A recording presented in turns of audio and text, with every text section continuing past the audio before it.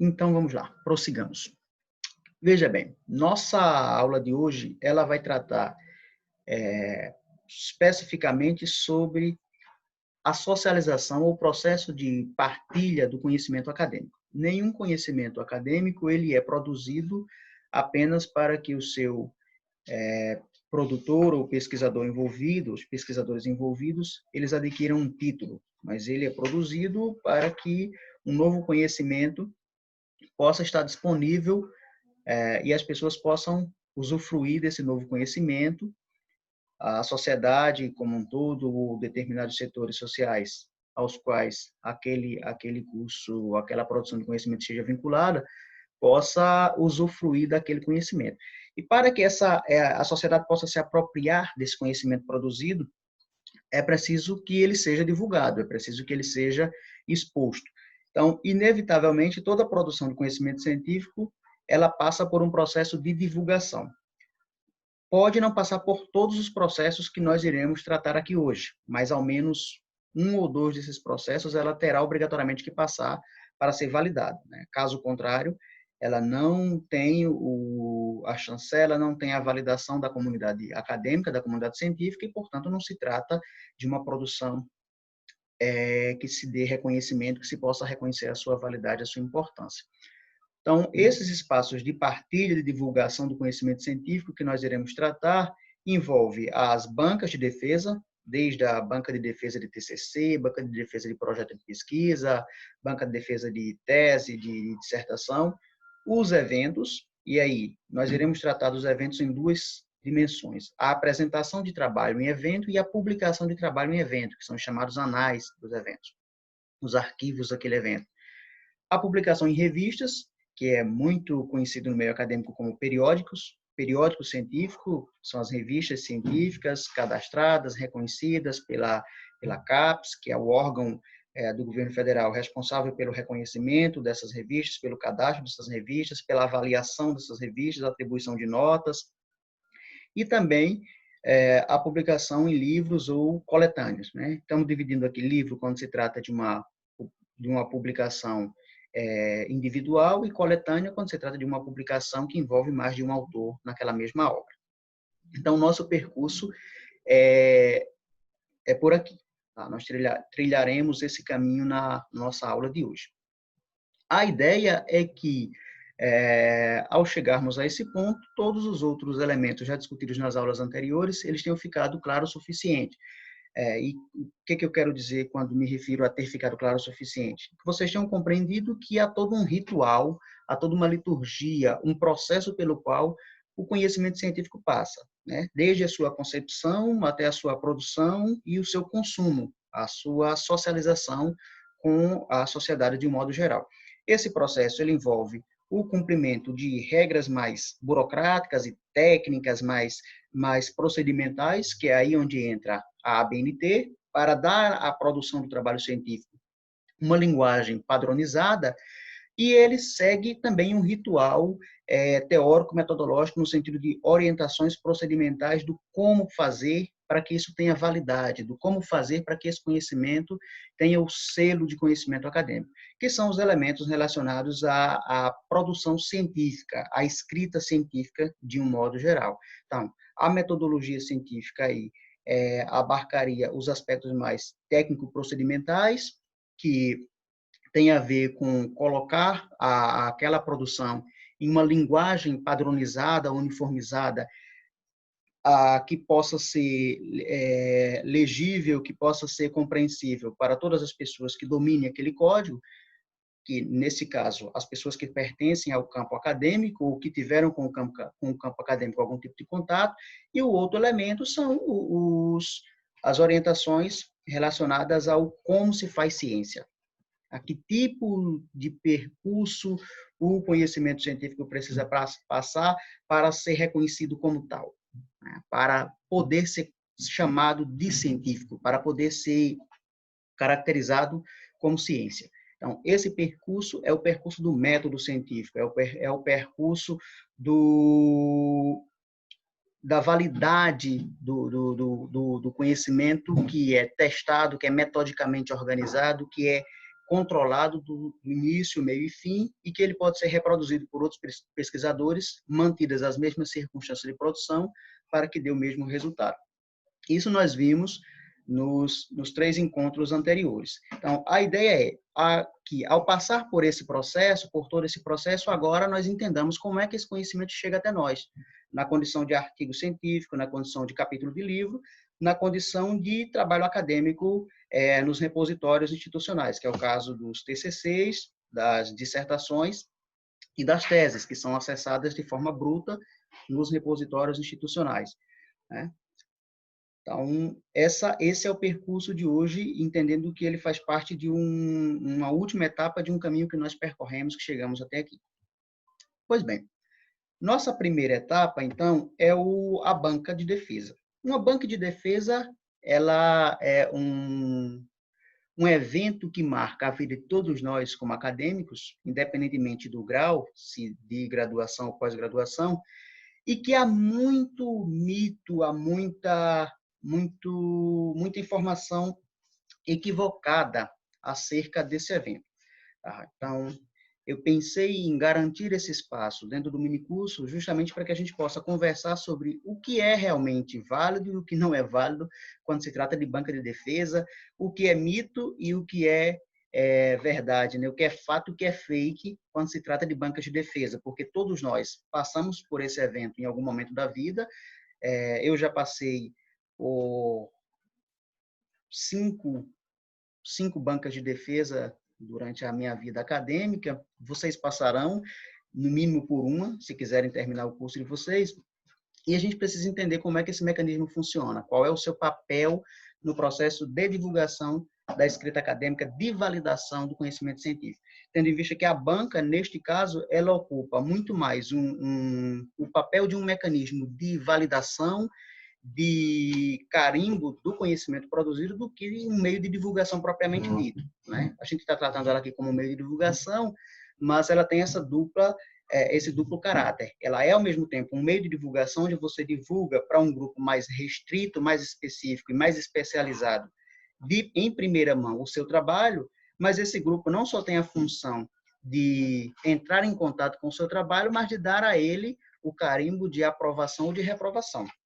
E talvez seja isso que incomode a gente, o que perturbe a gente no tocante a bancas de defesa, né? O que cria na cabeça da gente, às vezes, um imaginário de que se trata de uma espécie de círculo do terror, de momento que todos nós teremos que passar por aquela provação e que é extremamente traumático, e não é bem isso, né? A gente precisa entender qual é a função da banca, em que ela se caracteriza, o que se espera da gente, o que se espera dos membros da banca, para que a gente possa lidar com isso de uma forma mais,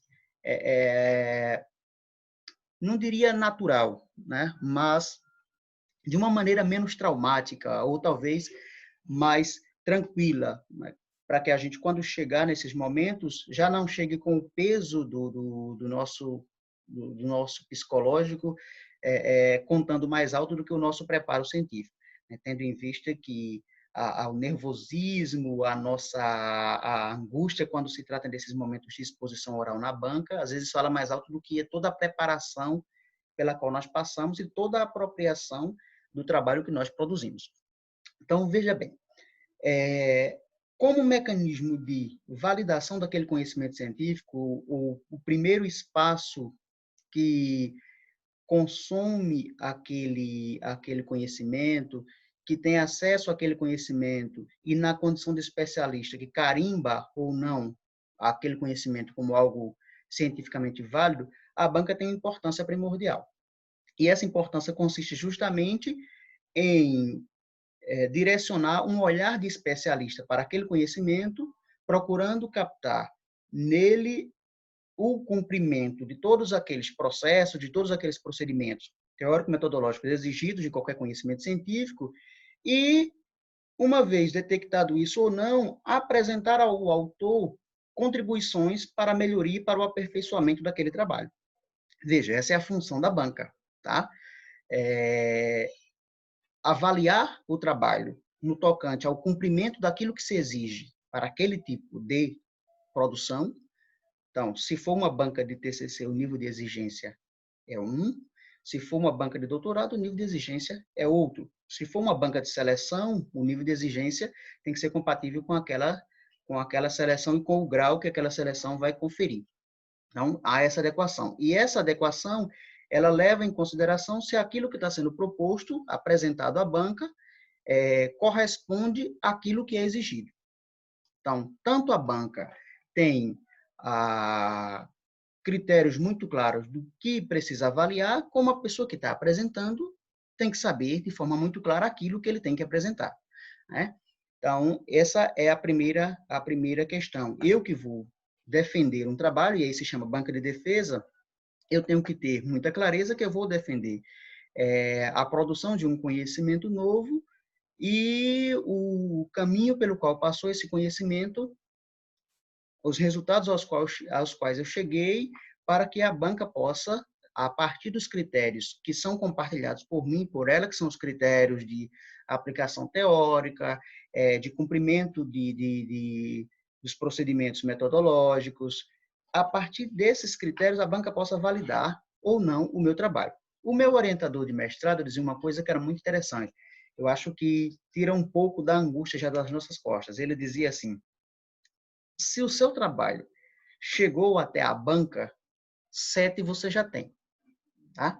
Então, assim, se o seu orientador permitiu que o seu trabalho que fosse agendado à sua banca de defesa, você não precisa, já pode aliviar, já pode respirar mais aliviado, porque no mínimo 7 você já tem, 7 é a nota de aprovação, tá? O resto aí vai ser consequência de como a banca entenda a sua produção. E aí, como a banca entenda a sua produção, é algo que tem a ver com alguns elementos. E esses elementos são os seguintes.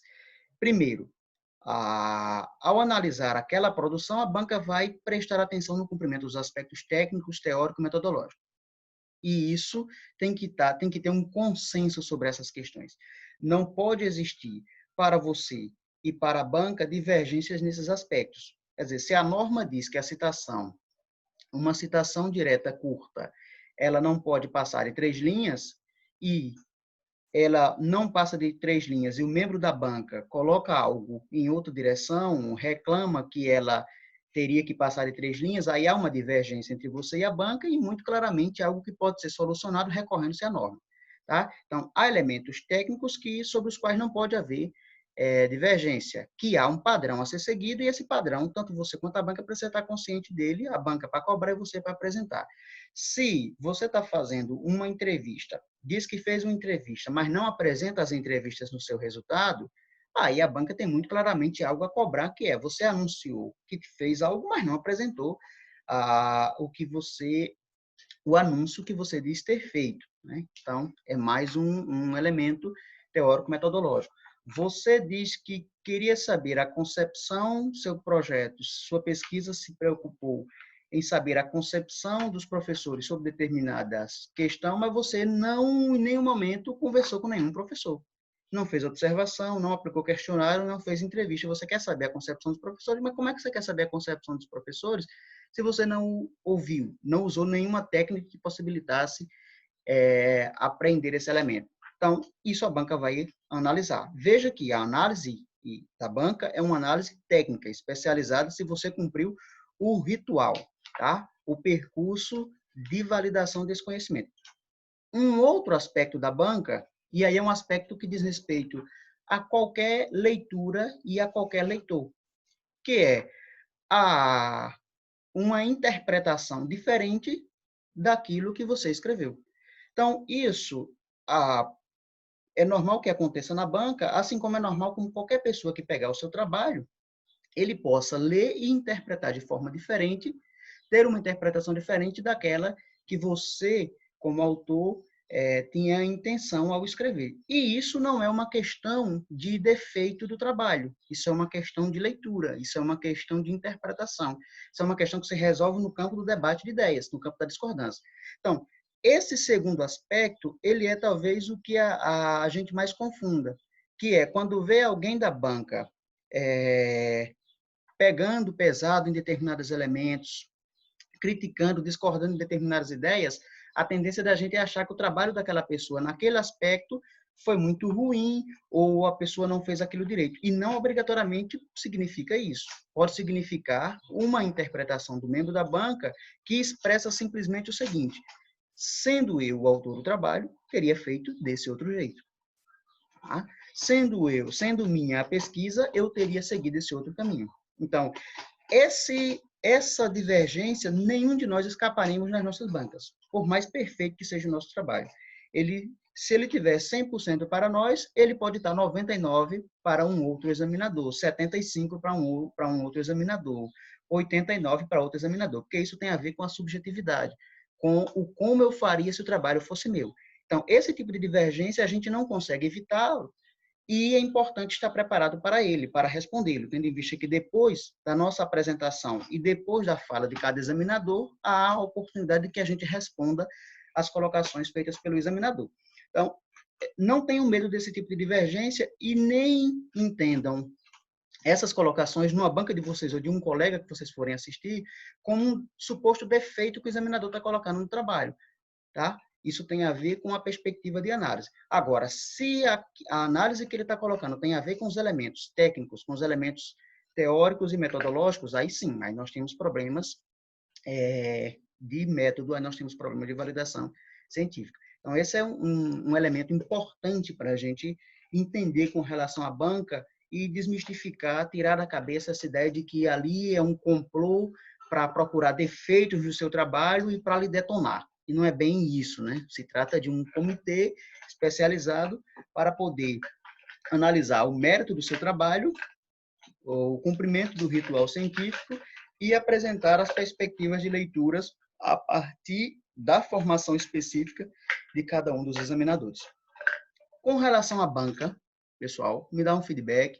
Tá tranquilo? Tem alguma pergunta? Tem alguma dúvida? Fiquem à vontade para que a gente possa dar prosseguimento aos outros elementos. Eu irei apresentar logo em seguida como é que a gente deve estruturar os slides para a apresentação do nosso trabalho, para a defesa do nosso trabalho. Caso a gente queira fazer isso com slides, o que é muito comum. Também não há obrigatoriedade de que você defenda o seu trabalho expondo slide. Inclusive, você deve se preparar para apresentá-lo com slide ou sem slide. Se tiver energia ou qualquer problema no computador ou no projetor de imagens, você vai ter que defender do mesmo jeito. Minha defesa de mestrado, por exemplo, eu tinha preparado slides, o meu computador só tinha cabo a saída de vídeo HDMI e o programa de pós-graduação só tinha datashow com VGA. E eu não tinha atentado para esse elemento antes e não tinha levado um adaptador. Então, tive que fazer sem os slides. Então, é importante estar preparado para o plano A e para o plano B. Mas no caso de usar slides, a gente vai discutir o que colocar nesses slides. Que elementos tem que ter nesses slides para que o nosso trabalho possa, de fato, ter uma visibilidade por parte da banca, por parte das pessoas que vão assistir, caso alguém vá assistir, e que a gente siga um roteiro para cumprir o tempo, tendo em vista que, muito comumente, a banca tem entre 15 e 20 minutos. O nosso tempo de expor o nosso trabalho é entre 15 e 20 minutos. Não importa se você levou 4 anos para fazer um doutorado, ou 1 ano para fazer aquele TCC, ou 2 anos para fazer aquela dissertação. Você vai ter entre 15 e 20 minutos para socializar o seu trabalho e ter os slides bem colocados é importante para você cumprir esse tempo e não estar atropelando, já começar a atropelar a partir daí. Outro elemento importante é o seguinte: a apresentação ela é feita principalmente ela é feita para a banca, mas principalmente para quem vai assistir. Não é a nossa defesa oral que responde pela nossa nota, pela nossa aprovação. É preciso que a defesa seja muito ruim para ela impactar na nota. Geralmente, a nota ela vem da leitura escrita do trabalho. Tá? A banca recebe 30 dias antes o seu trabalho escrito para poder apresentar um parecer sobre aquele trabalho. Então, a nota vem daí. A sua defesa é para as pessoas que forem assistir, para que a banca possa fazer um cruzamento se de fato a propriedade que você apresenta na parte escrita você também tem na parte oral, mas leva também em consideração aí o nervosismo, que a situação de apresentação é uma outra, então não conta na parte de pontuação, muito raramente, a não ser que seja um desastre, né? E realmente a banca perceba que o autor do trabalho escrito não é o cara que apresentou. Há um descompasso ali, então algo pode pesar, mas de modo geral não.